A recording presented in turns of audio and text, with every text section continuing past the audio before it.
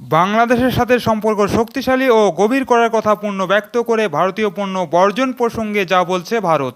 বিস্তারিত থাকছে এনআইপি নিউজে।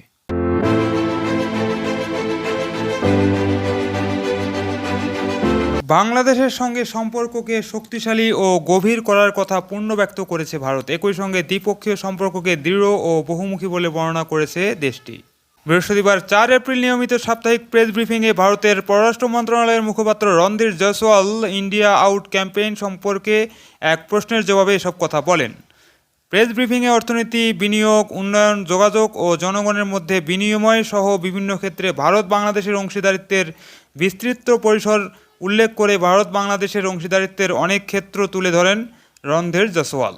মিস্টার রণধীর জয়সওয়াল বলেন, এক্ষেত্রে যে কোনো মানবিক প্রচেষ্টার নাম নিতে পারেন, যা ভারত বাংলাদেশের সম্পর্কের অবিচ্ছেদ্য অংশ।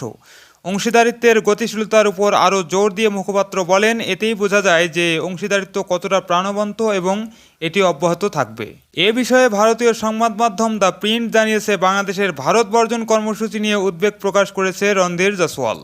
ভারত ও বাংলাদেশের মধ্যে একটি অত্যন্ত শক্তিশালী এবং প্রাণবন্ত সম্পর্ক রয়েছে। বিভিন্ন সেক্টরে বিস্তৃত রয়েছে দুই দেশের ব্যাপক অংশীদারিত্ব। রণধীর জয়সওয়াল আরও বলেন, আমি বলতে চাই, ভারত বাংলাদেশের সম্পর্ক অত্যন্ত শক্তিশালী। আমাদের একটি ব্যাপক অংশীদারিত্ব রয়েছে, যা অর্থনীতি থেকে শুরু করে বাণিজ্য, বিনিয়োগ, উন্নয়ন, সহযোগিতা, কানেক্টিভিটি এবং মানুষ থেকে মানুষে বিস্তৃত।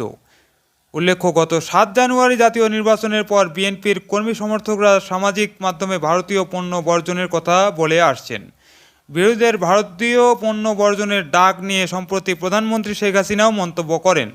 তিনি এই কর্মসূচির যৌক্তিকতা নিয়ে প্রশ্ন তোলেন। প্রধানমন্ত্রী শেখ হাসিনা বলেছেন, বিএনপির নেতারা যদি বাসায় গিয়ে বউদের ভারতীয় শাড়ি পুড়িয়ে ফেলেন, তাহলেই তাদের ভারতীয় পণ্য বর্জনের বিষয়টি বিশ্বাসযোগ্য হবে।